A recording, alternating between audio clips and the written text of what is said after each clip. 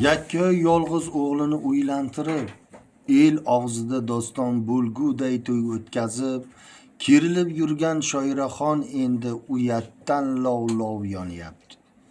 Ichiga chiroq yoqsa yorishmaydi, bir so'z kam, ikkitasi ortiqcha. Kelinlik sarpolarini kiyib, kuni kecha mana shu uy ostonasidan kirib kelgan kelinni ko'rishga, ko'zi otishga o'qi yo'q. To'ydan bir kun o'tib, sahar mardollab uyg'ongan Dilafruz hovlini chinniday qilib supurishni, sarishtalashni ko'zi ishga chiqdi-yu, uyg'ongan qaynonasini ko'rib xijolatdan yuzlari olov olib ketdi. U qaynonasiga salom berib, supurgini izlashga tushdi. Kelinchakni u yoqdan bu yoqda besamar qatnab, nimadir qidirayotganini anglagan Shoiraxon ovoz berdi: "Supurgini izlayotgan bo'lsangiz, ana o'rakni tagida bostirib qo'yganman." Buni qarangki, kelinchak yana o'z bilganidan qolmay boshqa joylarni tintishga tushib ketdi. Mana shunda Shoiraxonning ichi o't oldi. Bu bir qisqa halitdan meni kalaka qilyaptimi, meni pisand qilmayaptimi? Dilafruz esa go'yo hech narsa yuz bermaganday supurgini izlash bilan ovora. Shoiraxonning boshqa sabri chidamay, kelinining oldiga yaqinlashib ovozini bir parda ko'tarib dedi: "Supurgimi? O'rakni tagida dedim-ku." Oy, eshitmay qolibman. Kechirasiz, uyatdan qizarni boshini egdi kelinchak. Ana shunda Shoiraxon og'zini xiyol ochib qotdi qoldi. Bo'lishi mumkin emas, o'yladi ichida. 3 qadam narida turib gumburlab gapirdi-ku. Hovlining etagida turib o'g'lini chaqirsa xonadan yugurib chiqardi u. Shoiraxonning Dilafruzni ne orzu maqsadlarda kelin qilib tushirgani, do'stu dugonalar oldida kerilib yurganlari, tilni uzun qilib gapirganlari, o'zida yo'q sevinch quvonchlari oxir oqibat xazon bo'ldi. Kelinchakning qulog'i og'ir ekan. Qaynona mana shundan kuyyapti. Shoiraxon o'g'li Savlatjon bilan 3 yil xorijda ishlab kelib, dang'illama to'y qilish niyatiga tushdi. U ko'ngliga mos kelin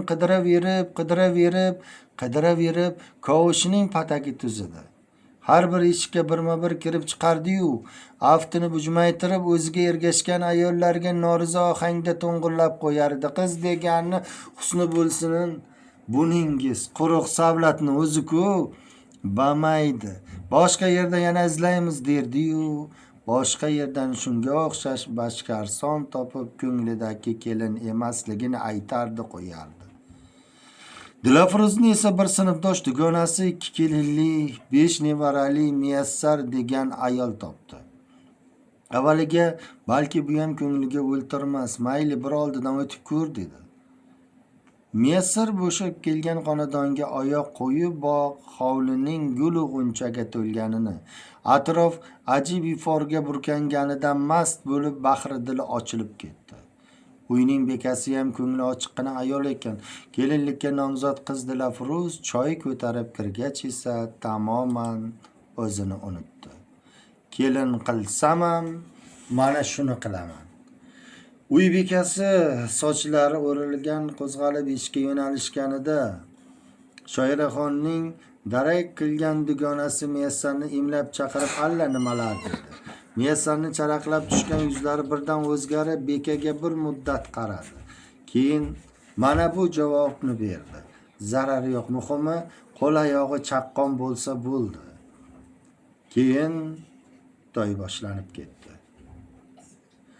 Savlatjon bolaligidan onasining chizgan chizig'idan chiqmay o'sdi. U uchun onasi nimaiki aytsa rost, nimaiki qilsa to'g'ri. Shu bois bo'lajak rafiqasi bilan ham uchrashuvga chiqib o'tirmadi. Birgina qizning gulgurib ochilib turgan suratini ko'rib bo'ladi dedi. Bu yoqda esa Dilafruzning ichini it tirnayotgan edi. Avvaliga ayasiga qulog'ida nuqson borligini, bu sharmanda qilishi mumkinligini aytganda, ayasi uni ko'nglini xotirjam qildi. Bu haqida o'ylab, "O'zingni qiynama qizim, ular biladi. Qizingiz chaqqongina bo'lib xizmatimizni qilsa bas deyishgan. Mana endi qusurning misi chiqdi." dimog'i baland, yaltir-yultir narsalarga o'ch, hamma narsaning oldiga asliga egalik qilaverib, odmi-nuqsonliklarga bepisand Shoiraxon endi alamini kimdan olishini bilmay ishidan tinib o'tiribdi. Sinfdoshi Muyassarning yoqasiga chang sola olmaydi. Sababi uni o'zi majburlagan. Shu qizni kelin qilishimga yordamlashasan. Qudasini oldiga ham kelinning aybini pesh qilib bora olmaydi. Qizingiz endi meni qizim, uni o'zim asrab avaylayman deya oqibatlilik qilgan. Savlatjonni ham ayblay olmaydi. U hovlis odam. Kelinni haydab yuborishga ichida nimadir yo'l qo'ymaydi. Shoiraxon tashqariga chiqmay bor alam dardini ichiga yutib, chilla saqlayotgan kunlarning birida mehmon bo'lib Muyassarxon kelib qoldi. Shoiraxon tilini tishlab bir muddat sabr qilib o'tirdi. Mehmon gapni kelinchak tomonga burgach esa xuddi vulqonday otilib ichidagi bor dardi to'kildi. Meni kimlarga to'poroq qilding? Musulib bo'lib yurgan musuchaday bo'lib baloni uyasi ekanki, do'sti dushman oldida necha pullik odam bo'ldim ha. Topgan kelining andak kunlik eshitolmaydi. Garang ekan, garang. Mesar necha yillik dimog'dor, bor vujudidan kibr yog'iladigan dugonasining favqulodda pobiga pasayganini, muloyimlashib hatto yig'i-sig'i qilishgacha borishini ko'rib alini chuk bo'ldi. Uning yuzlariga qarashga botini olmay dasturxon chetini g'ijimlab o'tirdi. Hamma yib o'zimda, husniga qarab yopishib olibman.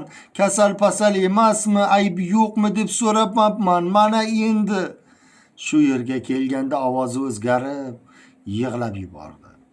Kamzuli cho'ntagidan bejirimgina dasturmonchasini chiqarib, yoshlarini artdi. Qo'y, xafa bo'lma, tuzalib ketar. Chaqqonligini qara, dastyorni o'zginasi. Bunisidan nolimayman, hamma ish qo'lidan keladi, ammo bir ikki odamni oldiga garaglik qilib meni uyatga qo'ysa nima degan odam bo'laman ha? Noshukrlik qilma, shoyi. Maysar gapini tugatmas ediki, Dilafruz Patnisdan noz-ne'matlar ko'tarib keldi. U mevalarni dasturxonga joylashtirib, bir nuqtadan ko'z uzolmay qolgan qaynonasiga boqdi. Ovqat tayyor. Sizaveraymi, oyijon? Shoira keliniga qaramadi. Javob tariqasida nopisandlik bilan keltiraver degan ma'noga qo'li bilan imo qildi. Kelinchak hovlida qarab jim turaverdi. Muyassar tag'in tilga kirdi. Ovozini jaranglashiga qara, shirinligiga qara, past. Birdan keskin nigoh tashladi safdoshiga. Cho'chib tushirgan Muyassarning ovozi ohangi ham o'zgardi. Maqsading nima o'zi? Bu bir bechorani haydab o'g'lingga boshqasini olib berasanmi? Yaxshi tarbiyali xonadondan olding. Keyin qayerdan bilasan qanaqa kelin tushyapti? Voliga qolasan, o'rtoq. Kerak bo'lsa shunday qilaman-a. Meni bor yo'q boyligim, farzandim. Bittagina farzandim. Muyassar dugonasining oldida yana biroz o'ltirsa, sovuq qolgan bahs janjalga aylanishini fahmlab o'rnidan qo'zg'aldi. U Shoira bilan sovuqqina xayrlashdida eshikka chiqdi. Eshik oldida patnisda 2 kosa bug'i ko'tarilayotgan sho'rva ko'tarib turgan Dilafruzga to'qnash keldi. Muloyimlashib, xayr xoshlashdi. Shu oqshom Shoiraxonning qon bosimi ko'tarilib ketdi. Savlatjon tez yordamga qo'ng'iroq qildi. Shifokor bemorni ko'zdan kechirib, shifoxonaga yotqizish kerakligini ma'lum qildi. Shoiraxon ertalab kichik yengillashdi. 3 kishilik palatada chekkadagi karavotda cho'zilgan ko'yi shiftga termilib xayol surib yotgan edi. Eshik taqillagach xayol to'zg'adi. Ichkariga erim qopchi ko'targancha Dilafruz kirdi. U to'g'ri qaynonasi yotgan karavot sari yurdi. Shoiraxon kelini bilan xushlamaygina salom alayk qildi. O'g'lingiz kechroq o'taman. Hozircha sen borib tur deb meni yubordilar, gap olishadi Dilafruz. Shoiraxon indamadi. Ma'qul deganday bosh irg'ab qo'ydi. Tovuq sho'rva pishirib kelgan edim. Somay ichib oling, oyijon. Mayli. Rahmat. Siz endi uyga boravering, hovllab yotmasin. Men sho'rvangizni keyin icharman. endi ket deganday imo qildi keliniga Shoiraxon. Kelinchak tushundi. Shoiraxon kasalxonada bir haftacha qolib ketdi. Uning holidan xabar olishga Dilafruz kelib turdi. Kelinchak qanchalar mehr ko'rsatmasin, odamshinavandalik qilmasin, unga bo'lgan munosabati o'sha sovuq edi. Buni birinchi kundanoq palatadagilar ham fahmlashgan edi. Ayniqsa o'zi tengi sochlariga oqoralagan Rahima ismli ayol ruxsat tegib ketishga taraddudlangan kun Shoiraxonning naqd mo'ljaliga olguday bo'lib bir ikki so'z aytdi. Keliningiz tilla Shoiraxon, noshukrlik qilmang. Bir aybi qulog'i og'ir ekan.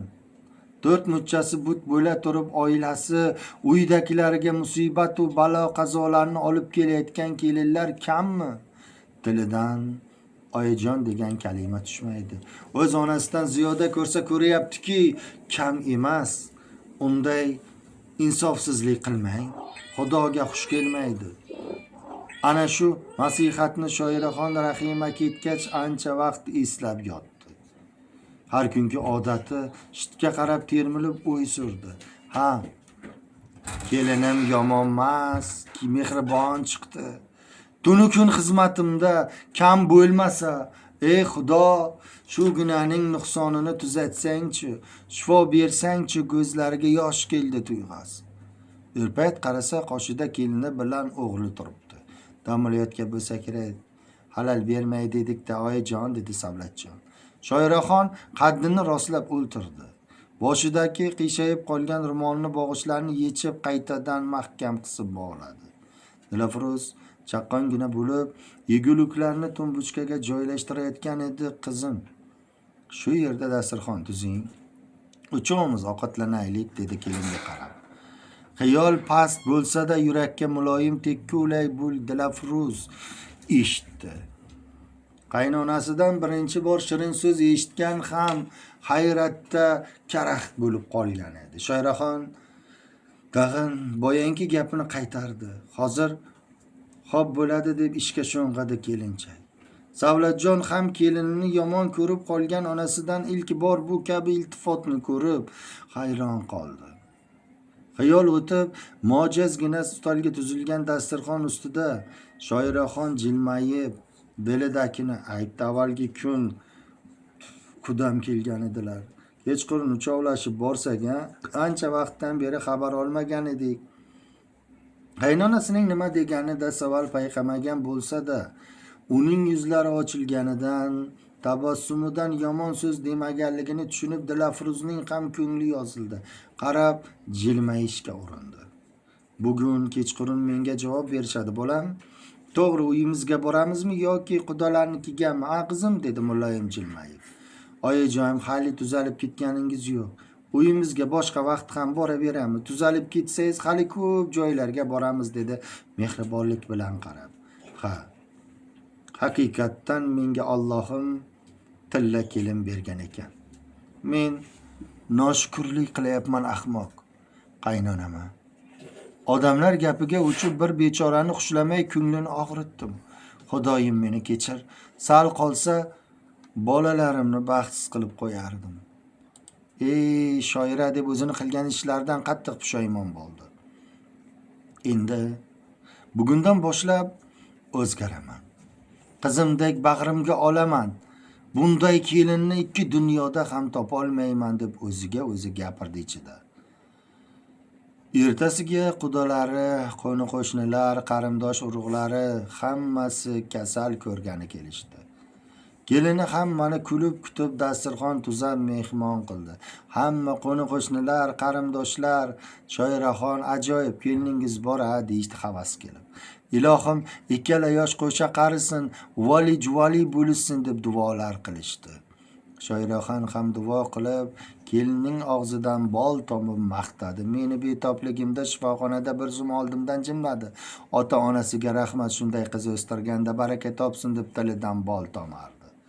Qudolari bu gapni eshitib, ichlarida xursand bo'lishdi. Kelini homilador bo'lgan ekanligini ertalab ko'nglayib o'tirganini ko'rib, "Voy qizim, bolajonim, yaqinda ona bo'lasiz-ku" deb peshonasidan o'pib qo'ydi. Dilafruz uyalib, qizarib, kulib jim turar edi. Shu kuni osh damladi. Dilafruz uchalasi dasturxonda xursand bo'lib o'ltirishdi. Shoiraxon eri vafot etgandan keyin o'g'li bilan yosh beva qolib ketgan edi. O'g'lini bir o'zi yolg'iz boshi bilan tarbiya qildi. O'g'li ham iymonli, insofli yigit bo'lib voyaga yetdi. Oyijonisini gaplarini ikki qilmasdan nima desa xo'p oyijon deb turar edi. Oyisi qiynalib katta qilganini ich-ichidan his qilar edi. Volidasini jonidan ham ortiq ko'rar edi.